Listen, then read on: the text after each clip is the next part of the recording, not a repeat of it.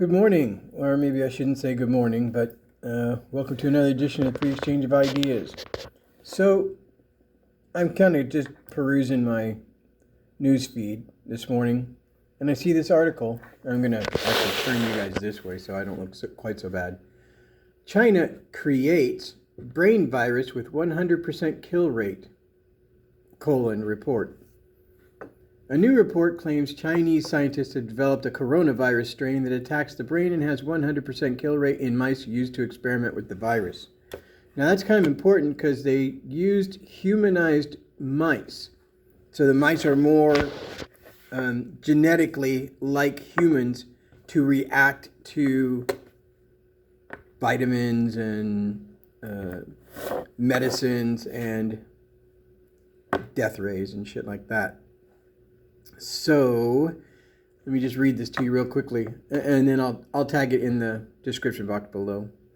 So the report, which was obtained by Daily Mail, hard to believe the Daily Mail got this report, and nobody else, indicates that Beijing-based scientists allegedly linked to China's military cloned the GX-PV2 virus, GX_PV2 virus, which was originally discovered in 2019 in Malaysia pangolins. Those are bats. Prior to the COVID-19 pandemic. Discovered in bats. They're still running with that lie. I don't understand that. All right, so according to the Daily Mail, the virus was stored in a Beijing lab after it was initially cloned. While it has not yet been revealed when the newly disclosed study was completed, researchers involved with the experiment suggested that the coronavirus could have experienced a virulence-enhancing mutation while it was stored in the lab.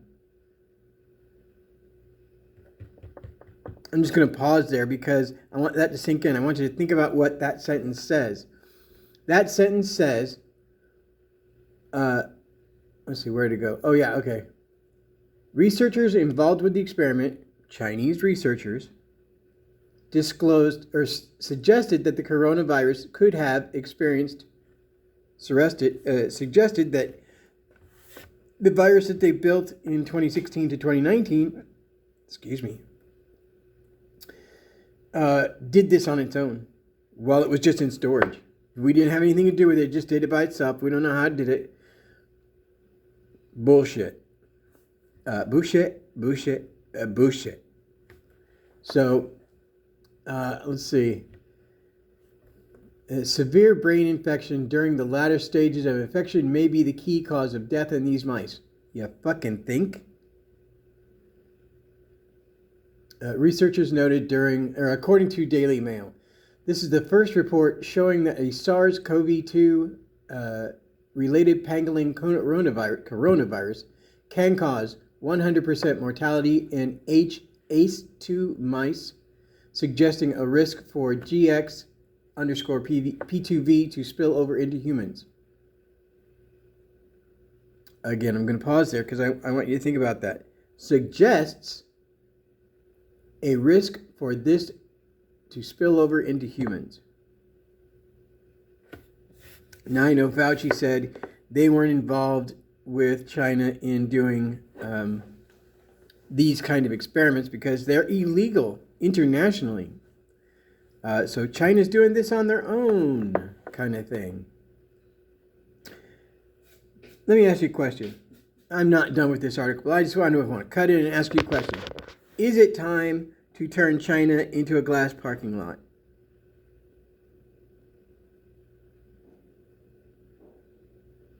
I think the time is coming close.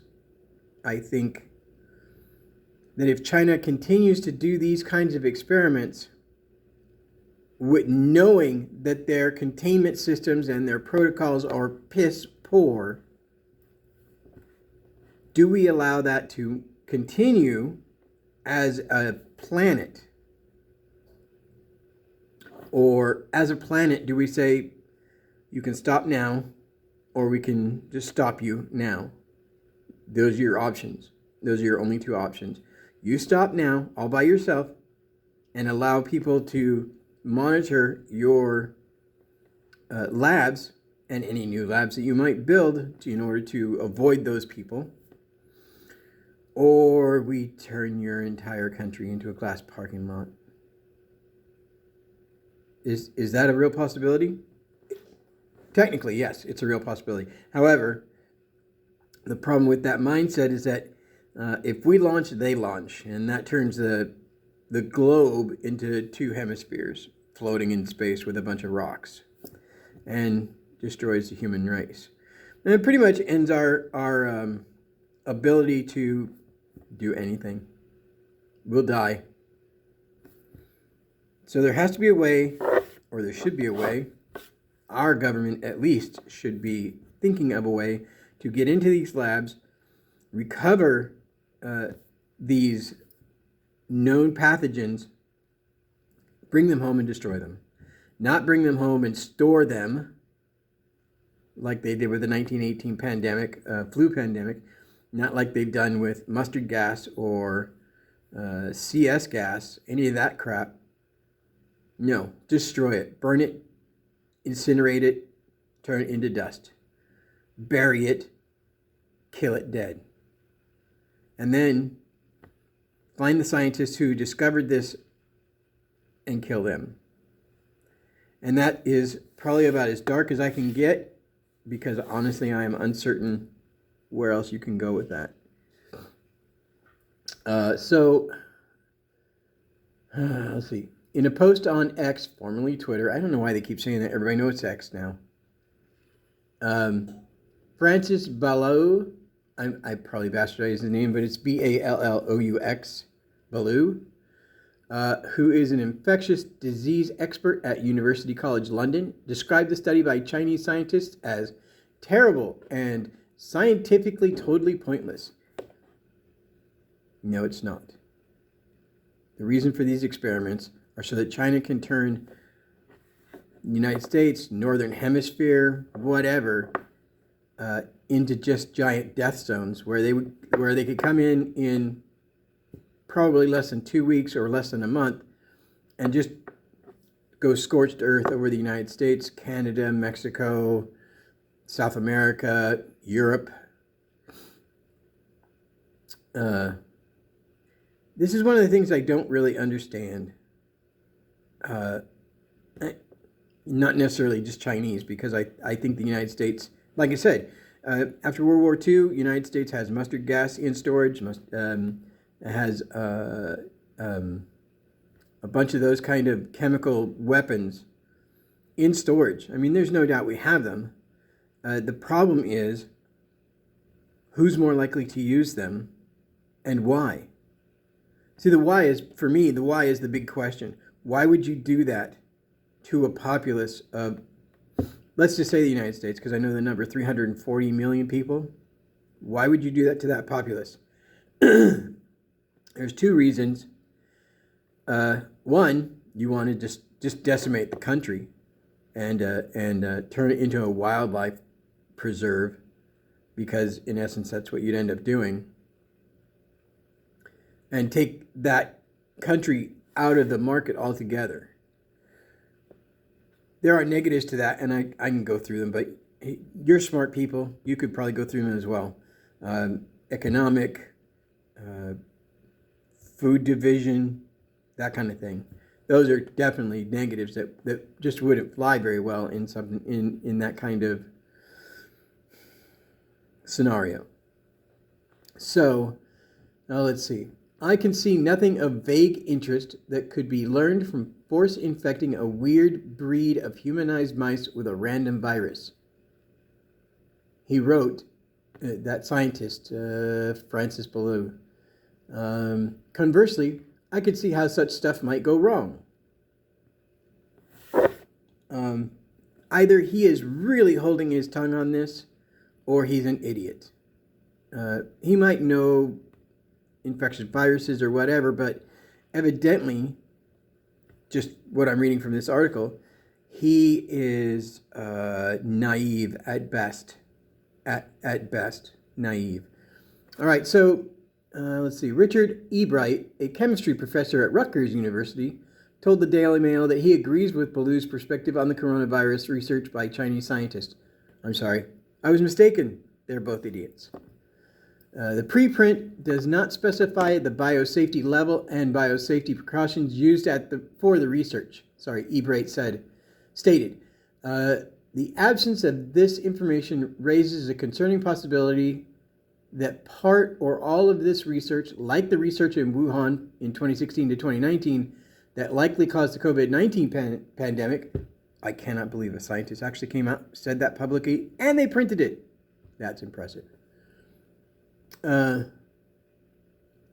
the COVID-19 recklessly was performed without the minimal biosafety, containment, and practices essential for research with potential pandemic pathogens.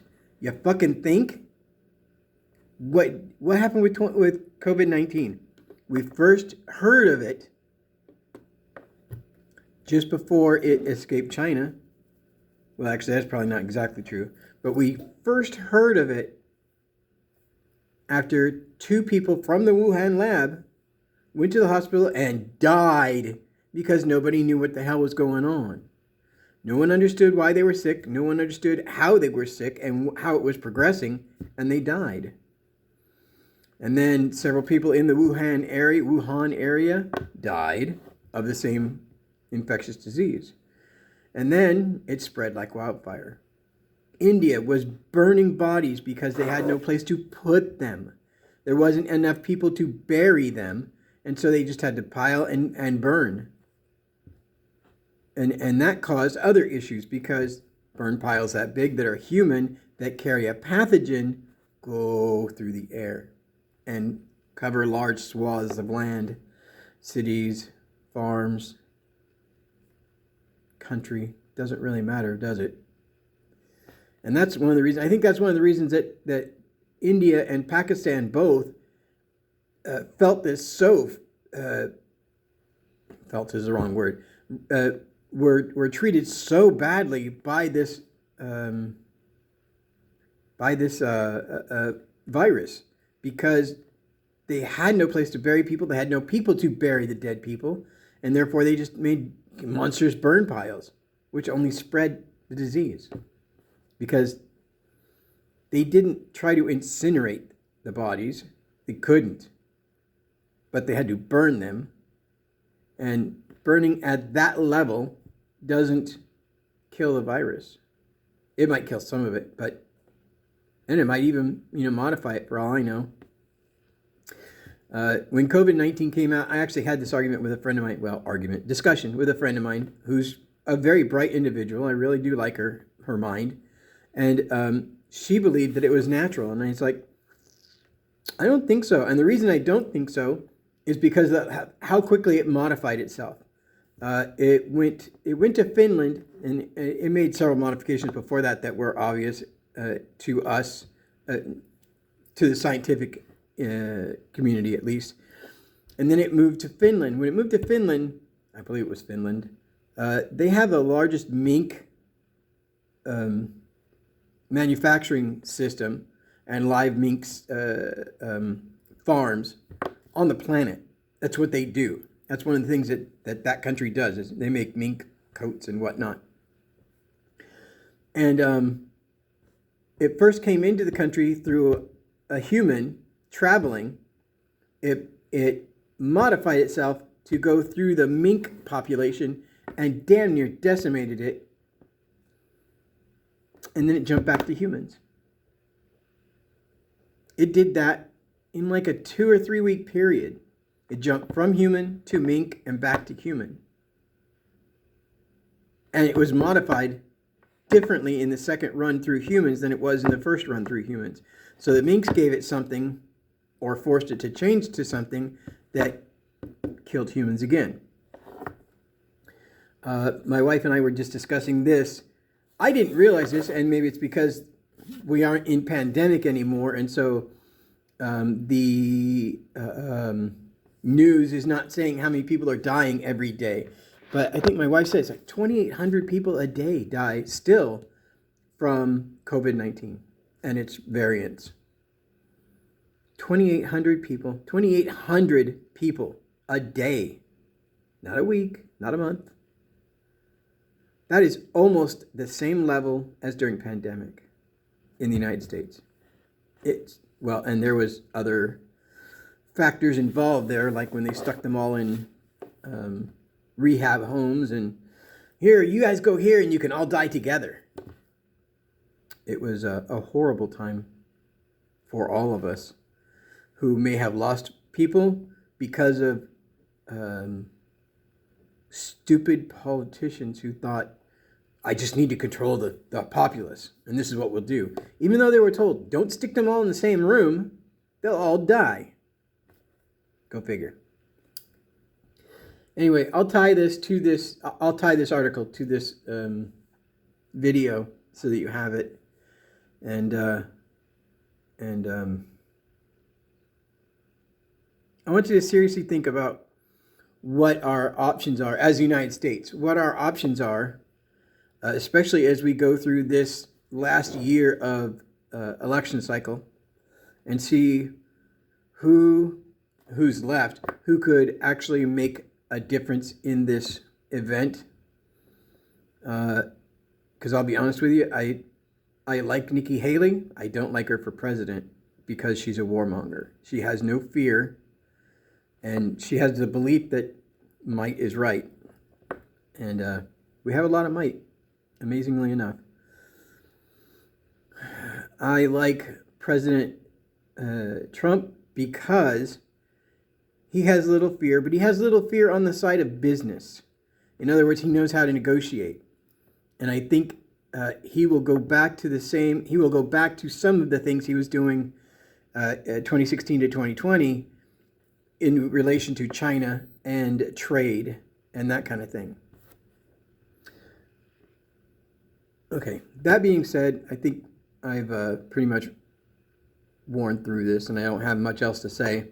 I really would like to hear your thoughts. So if you have some thoughts, please leave them in the comment section. Please like this video. Subscribe if you're not subscribed.